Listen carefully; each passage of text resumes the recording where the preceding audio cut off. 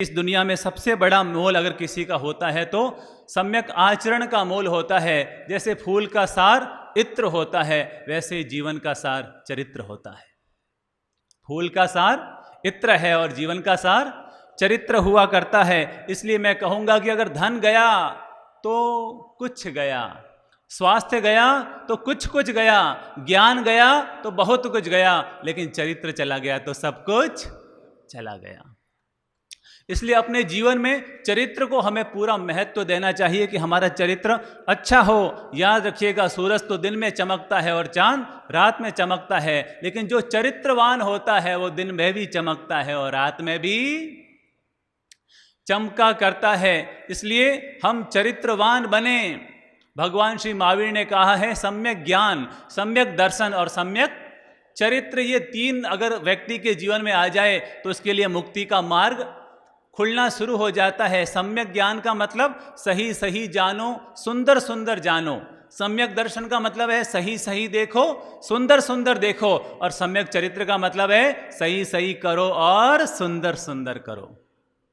जब ये तीन हमारे जीवन में आ जाते हैं तो सुख के द्वार, मुक्ति के द्वार, मोक्ष के द्वार अपने आप खुलने शुरू हो जाते हैं। तीनों एक दूसरे से जुड़े हुए हैं, तीनों का अलग अलग अस्तित्व नहीं होता, एक से दूसरा, दूसरे से तीसरा, तीनों एक दूसरे से जुड़े हुए हैं। जैसे एक वन में आग लग जाए और वहाँ पर एक अंधा आदमी खड़ा हो तो क्या उस आग से बच पाएगा? उसके हाथ पांव सब सही सलामत है, लेकिन वो आग से अंधा है तो लेकिन वो आग से बच नहीं पाएगा। वहीं एक दूसरा आदमी खड़ा है जो लूला लंगड़ा है, उसकी आंखें तो सलामत है लेकिन वो चल फिर नहीं पाता है, तो क्या वो आग से बच पाएगा? वो भी आग से बच नहीं पाएगा। लेकिन अगर दोनों हाथ मिला दे तो अंधा व्यक्ति उस लूले लंगड़े को अपने ऊपर बिठा ले तो वो दोनों आराम से उस आग को, जंगल की आग को पार कर चले जाएंगे। इसीलिए कहते हैं कि एक पहिए से रथ नहीं चलता है, एक पहिए से गाड़ी नहीं चलती है। जब दोनों पहिए जुड़ते हैं तभी गाड़ी चला करती है। ठीक वैसे ही जब हमारे जीवन में सम्यक ज्ञान, सम्यक दर्शन और सम्यक चरित्र तीनों आते हैं तभी हमारी जीवन रूपी गाड़ी आराम से चलनी शुरू हो जाती है। इसीलिए भगवान श्री महावीर ने कहा था ज्ञान क्रियाभ्याम मोक्ष मार्ग। जब ज्ञान और क्रिया दोनों का संयोग होता है तभी मोक्ष के मार्ग खुलने शुरू हो जाते हैं। तो ज्ञान का भी महत्व है और साथ में क्रिया का यानी आचरण का भी महत्व है। अगर ज्ञान तो बहुत है लेकिन आचरण नहीं है तो ठन ठन पाल मदन गोपाल ऐसी स्थिति हो जाती है। तो ज्ञान जितना जरूरी है उतना ही आचरण भी हमारे जीवन में होना जरूरी है। हम बड़ी बड़ी बातें तो खूब करते हैं लेकिन आचरण के नाम पर अगर कुछ नहीं होंगे तो इसका कोई परिणाम नहीं आएगा। इसलिए कहते हैं कि बातों के बादशाह बनने की बजाय तो आचरण के आचार्य बनना चाहिए। बातों के बादशाह बनने की बजाय आचरण के आचार्य बनने चाहिए। आचार्य का मतलब ये है कि जिसका आचरण श्रेष्ठ होता है, उत्तम होता है और जिसको देखकर दूसरों को भी निर्मल आचरण करने की प्रेरणा मिला करती है। इसलिए ज्ञान क्रियाभ्याम मोक्ष मार्ग, यानी ज्ञान और क्रिया के संयोग से ही मुक्ति का मार्ग खुलता है। तो हमारे जीवन में ज्ञान और क्रिया यानी आचरण दोनों का संयोग होना बहुत जरूरी है। जैसे एक अंधे व्यक्ति के आगे अगर करोड़ों दीपक जला दिए जाए तो उसको उजाला मिलेगा? उसको उजाला मिल नहीं पाएगा। ठीक वैसे ही अगर चरित्रहीन व्यक्ति के पास कितना ही ज्ञान हो तो उस ज्ञान का भी कोई मोल नहीं होता है, क्योंकि ज्ञान का मतलब ही है जो आचरण में आ गया उसी ज्ञान का तो महत्व हुआ करता है। इसलिए हमें अपने जीवन में चरित्र को महत्व देना चाहिए, आचरण को महत्व देना चाहिए कि हमारा चरित्र, हमारा आचरण निर्मल हो, पवित्र हो, अच्छा हो।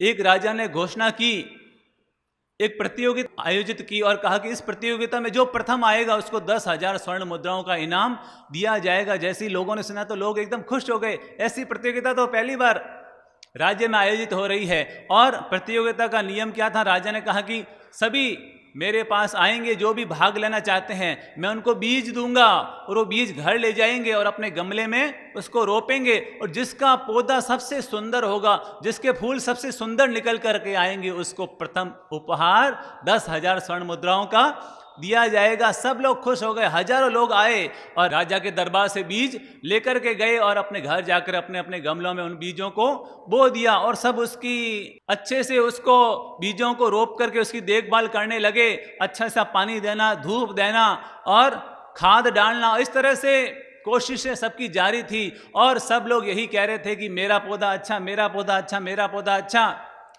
इनाम मुझे मिलेगा, इनाम मुझे मिलेगा, इनाम मुझे मिलेगा।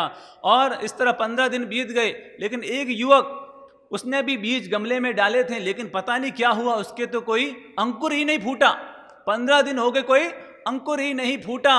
1 महीना हो गया, उसने खूब अच्छा पानी भी दिया, धूप भी खिलाई, खाद भी डाली, लेकिन पता नहीं क्या हुआ, उसके कोई अंकुर ही नहीं फूटा। वो बड़ा परेशान हो गया। लोग तो तारीफ कर रहे हैं कि मेरा पौधा ऐसा, मेरा पौधा ऐसा, मेरे फूल ऐसे, मेरे फूल ऐसे। लोगों की तारीफ सुनकर के वो बड़ा आश्चर्यचकित हो रहा था कि लोगों के तो फूल भी आ गए और मेरे अंकुर भी नहीं निकला। और जब 1 महीना पूरा हो गया, प्रतियोगिता का समय पूरा हो गया, तो सब लोग अपने अपने गमले ले जाकर राज दरबार में पहुंचने लगे। तो वो युवक बड़ा उदास और दुखी नजर आ रहा। तो माँ ने पूछा क्या बात है, तू इतना दुखी क्यों है? तो उसने कहा माँ क्या बताऊं, पता नहीं मेरे बीज कैसे थे कि एक भी अंकुर नहीं निकला। अब मैं राजा के दरबार में जाकर भी करूंगा तो क्या करूंगा? फिर भी माँ ने कहा बेटा चिंता मत कर, अपने हाथ में था मेहनत करना। अपने हाथ में क्या था? मेहनत करना। अपने ईमानदारी से मेहनत की, अब उसका परिणाम क्या आया ये हमारे हाथ में नहीं था। इसलिए जैसा भी है गमला तू वैसा ही लेकर के जा, जैसा है वैसा ही लेकर के जा, जो होगा सो देखा जाएगा। जब माँ ने उसे मोटिवेट किया, उसे प्यार से समझाया, तो ठीक है, युवक ने कहा जो है जैसा है चलो, लेकर के चलो। लेकिन वो ये आसपास देख के बड़ा आश्चर्यचकित हो रहा था। किसी के फूल शानदार, किसी के रंग बिरंगे फूल, किसी के कैसे फूल, किसी के कैसे फूल, किसी के कैसा पौधा। लेकिन वो मन में ही मन में बड़ा परेशान हो रहा था, पता नहीं मेरे भाग्य कैसे, मेरी किस्मत कैसी। मैंने इतनी अच्छी मेहनत की, इतना ईमानदारी से प्रयास किया, लेकिन फिर भी मुझे कोई परिणाम नहीं मिला। राजा के सामने सारे गमले आ गए, हजारों गमले राजा के सामने, और सब में सुंदर सुंदर फूल लगे हुए, पौधे आए हुए हैं। और जब राजा ने सबको देखा, लेकिन सब में केवल एक गमला ऐसा था जिसमें कोई पौधा नहीं, कोई फूल नहीं लगा हुआ, कोई फूल नहीं, कोई सुंदरता नहीं। वो जैसा था वैसा का वैसा ही नजर आ रहा था। पता नहीं राजा को क्या हुआ। राजा ने उसी गमले वाले युवक को बुलाया और उस युवक को अपने पास बुला करके पूछा क्या बात है, तेरे गमले में तो कोई अंकुरी नहीं, कोई पौधा नहीं, कोई फूल नहीं, क्या बात है? तो उसने युवक ने कहा क्या बताऊं, मैंने तो खूब कोशिश की, खूब पुरुषार्थ किया, खूब मेहनत की, लेकिन पता नहीं क्या हुआ, पता नहीं मेरे बीज कैसे थे कि उसमें कोई अंकुर ही नहीं निकला। पता नहीं। राजा ने मुस्कुराते हुए 10,000 स्वर्ण मुद्राओं की थैली उस युवक को पकड़ाई। सब लोग हक्के बक्के रह गए कि ये राजन, ये आप क्या कर रहे हैं?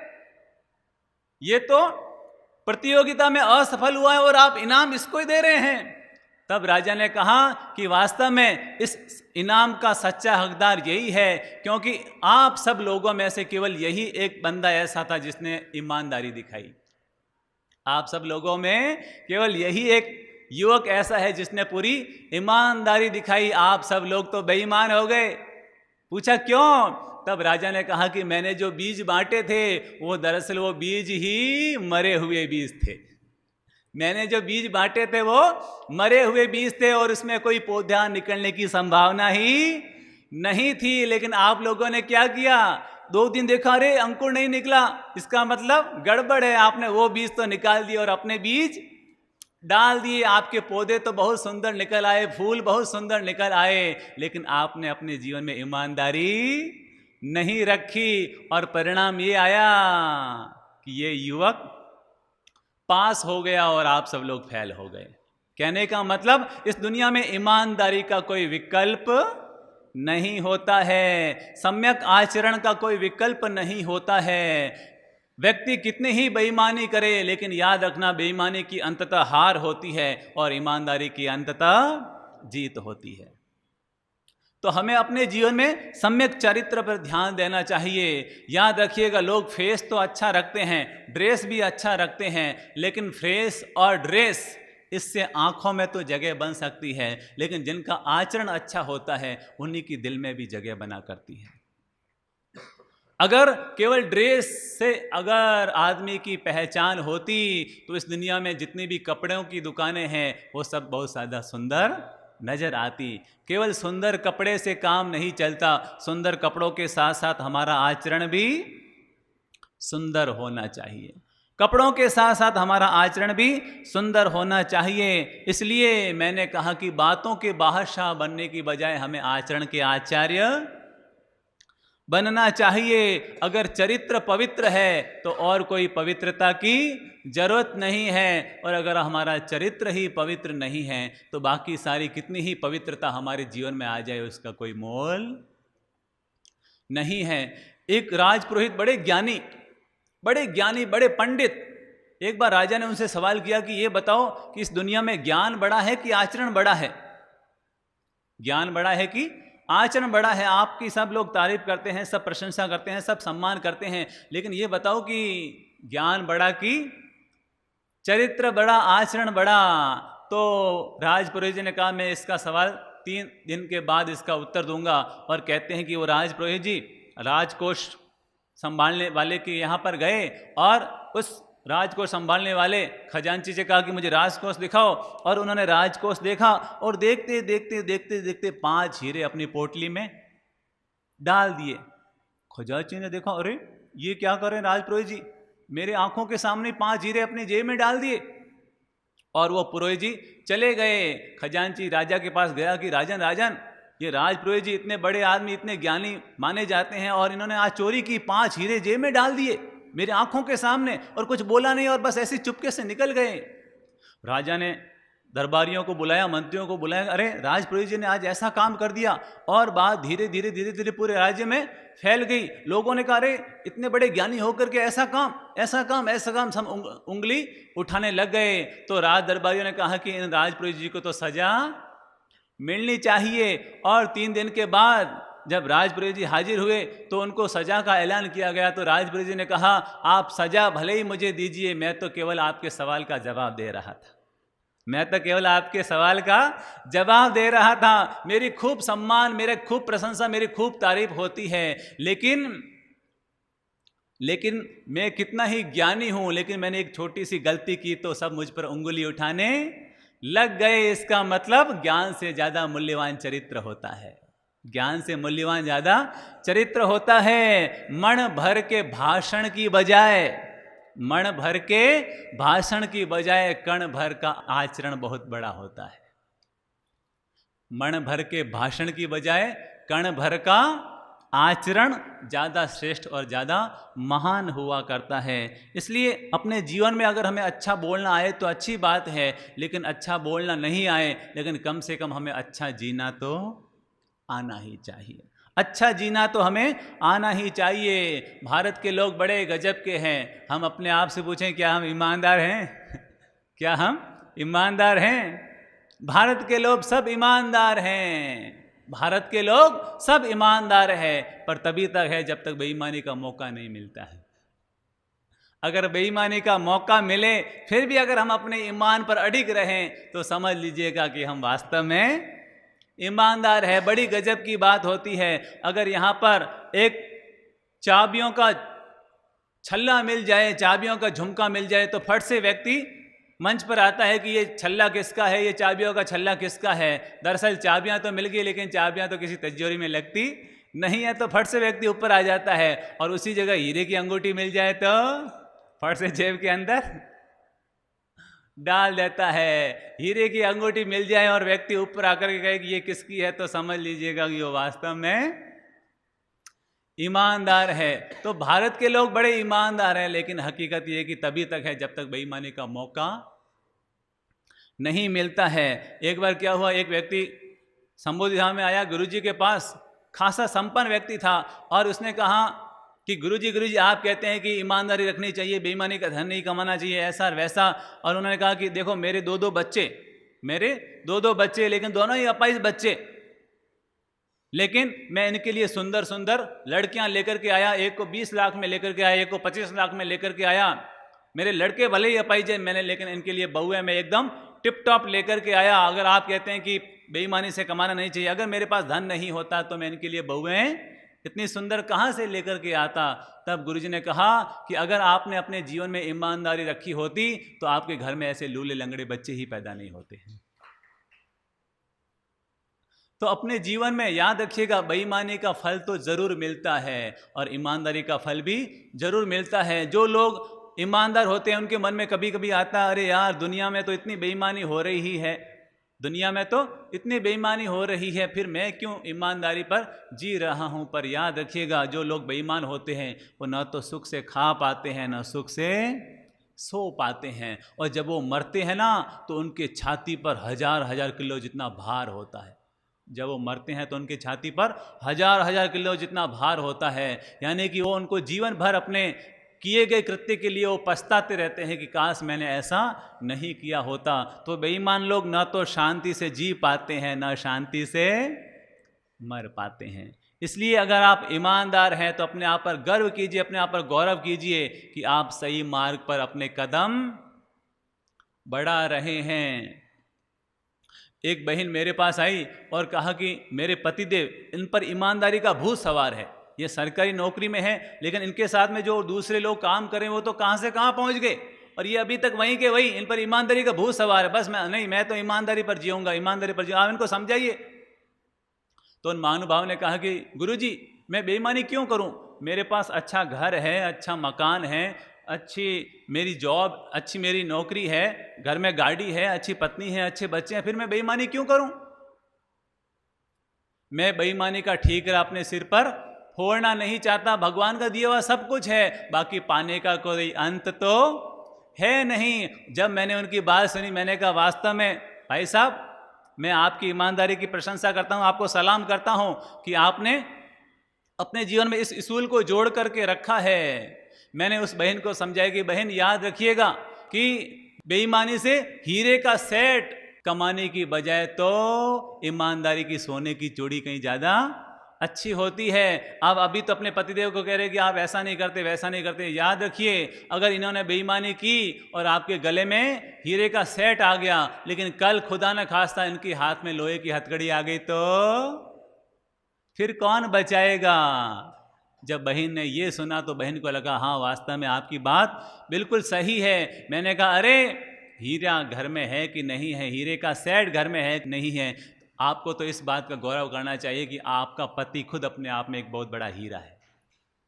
आपका पति खुद अपने आप में बहुत बड़ा हीरा है। अरे बेईमानी करके हीरे की चूड़ी पहनने की बजाय तो ईमानदारी की सोने की चूड़ी कहीं ज़्यादा अच्छी होती है। तो हमें अपने जीवन में ईमानदारी रखनी चाहिए। अब सवाल आता है कि हम कैसे अपने जीवन में ईमानदारी लेकर के आएँ। तो नंबर एक हम ये संकल्प लें कि हम अपनी ओर से कभी किसी को कष्ट नहीं पहुंचाएंगे, किसी को दुख नहीं पहुंचाएंगे। अगर हो सके तो हम दूसरों का दर्द दूर करेंगे, लेकिन अपनी ओर से कभी किसी को दर्द नहीं देंगे। कभी नफरत के मार्ग पर नहीं चलेंगे, जब भी चलेंगे तो प्रेम के मार्ग पर चलेंगे। छोटों को प्यार देंगे और बड़ों को अपनी ओर से सम्मान समर्पित करेंगे। अपने चरित्र को अच्छा बनाने का ये पहला संकल्प हमें अपने जीवन से जोड़ना चाहिए कि हम अपनी ओर से कभी किसी को कष्ट नहीं पहुंचाएंगे। प्रेम सबसे कीजिए, विश्वास कुछ पर कीजिए, पर बुरा तो किसी का मत कीजिए। और नंबर 2, और वह जानबूझ करके झूठ नहीं बोलेंगे, जानबूझ करके झूठ नहीं बोलेंगे। अनावश्यक मिथ्या भाषण अपनी ओर से कभी नहीं करेंगे। याद रखिएगा जीभ में जो घाव लग जाए वो तो ठीक हो जाता है, पर जीभ से लगा घाव कभी ठीक नहीं होता है। सम्यक आचरण का दूसरा संकल्प, अपनी ओर से कभी मिथ्या भाषण नहीं करेंगे, कभी जानबूझकर झूठ नहीं बोलेंगे। और तीसरा हमारा संकल्प है कि हम अपने घर में कहीं बेईमानी का धन नहीं लेकर के आएंगे, कभी अपने घर में बेईमानी का धन नहीं लेकर के आएंगे। पराये धन पर कभी बुरी नजर नहीं डालेंगे। चौथा संकल्प ले रहे हैं और वह है कि अपनी स्वपत्नी और स्वपति में संतोष रखेंगे। पराई औरत में हमेशा माँ, बहन और बेटी के दर्शन करेंगे। पराई औरत में हमेशा माँ, बहन और बेटी के दर्शन करेंगे। कभी भी पराई स्त्री पर बुरी नज़र नहीं डालेंगे, हमेशा अपनी नज़रों को अच्छा रखेंगे। कितनी गजब की बात है, रावण के कितने सिर थे? कितने सिर थे? 10 सिर थे और 20 आंखें थी, लेकिन गलत नज़र एक औरत पर थी। हमारे सिर तो एक है, आंखें 2 है, लेकिन नज़र हर औरत पर है। तो सोचे असली रावण कौन है? तो प्लीज़ स्वपति और स्वपत्नी में संतोष, मर्यादा। और अगला निवेदन है अनावश्यक परिग्रह। अगर हमारे घर में है तो उसका दान करेंगे। अगर घर में आवश्यकता से ज़्यादा है तो उसको अपनी ओर से दूसरों को समर्पित करेंगे, सहयोग समर्पित करेंगे, दान समर्पित करेंगे। और अंतिम जो निवेदन है वो है अपने कषायों पर हम कंट्रोल रखेंगे। अपने कषायों पर कंट्रोल रखेंगे, अपने आप को शांत बनाने की कोशिश करेंगे। याद रखिएगा, आदमी को सच्ची ठंडक कब मिलती है? आदमी को सच्ची ठंडक कब मिलती है? जब वो आइसक्रीम खाता है, जब वो कोल्ड ड्रिंक्स पीता है, जब वो छाछ पीता है, जब वो मट्ठा पीता है। सच्ची ठंडक कब मिलती है? जब बीबी शांत रहती है, तब आदमी को सच्ची ठंडक मिलती है। और ठीक वैसे ही जब पति शांत रहता है तो पत्नी को ठंडक मिलती है। तो हम शांत रहने की अपने जीवन में आदत डालें। याद रखिएगा, अगर कोई हमारे साथ गलत आचरण भी करे तो लेकिन हम उसके साथ गलत आचरण ना करें, क्योंकि पत्थर उसी पेड़ को मारे जाते हैं जिसके ऊपर फल लगे हुए होते हैं। पत्थर उसी पेड़ को मारे जाते हैं जिस पर फल लगे हुए होते हैं। अगर किसी ने हमारा बुरा किया तो ये उसकी खामी है, पर हम तो अपनी खासियत दिखाएंगे और अपनी ओर से हमेशा अच्छा आचरण करेंगे। और अंतिम निवेदन है, हम अपने चरित्र को तो सम्यक बनाएंगे, लेकिन चरित्र से चारित्र की ओर अपने कदम भी बढ़ाएंगे। चरित्र से चारित्र की ओर अपने कदम बढ़ाएंगे। याद रखिएगा, चरित्र से इस दुनिया में आदमी की प्रशंसा होती है, पर चारित्र से तो इस लोक के साथ साथ परलोक भी हमारा सुधर जाता है। जो चरित्र से आगे बढ़कर चारित्र की ओर बढ़ जाते हैं, यानी कि अपने जीवन में चारित्र अंगीकार करते हैं, संयम जीवन अंगीकार करते हैं, संत जीवन अंगीकार करते हैं, एक दिन दुनिया उसी की जय जयकार किया करती है। तो अपने जीवन में चारित्र की भावना रखें कि जब तक हम ग्रस्त में रहेंगे तो सम्यक चरित्र का पालन करेंगे, लेकिन इस ग्रस्त जीवन को जीते जीते भीतर में सम्यक चारित्र लेने की भावना भी रखेंगे। वो दिन हमारा धन्य होगा जब हम अपने जीवन में सम्यक चारित्र को अंगीकार करेंगे। वो दिन हमारा धन्य होगा जब हम सम्यक चारित्र को स्वीकार करेंगे। बुजुर्गों से कहते हैं कि ले लो चारित्र, वो कहते हैं कि अब बूढ़ापे में लेकर के क्या करेंगे? अरे असली उम्र तो बूढ़ापे में तो लेने की होती है, क्योंकि बूढ़ापे में दूसरों को ज्ञान देना नहीं है, बूढ़ापे में तो अच्छे जीवन को जीना है। बूढ़ापे में तो अब जीवन को जीना है, दूसरों को ज्ञान देने की जरूरत नहीं है। तो भीतर में भावना रखिए कि मैं चारित्र जीवन अंगीकार करूँगा।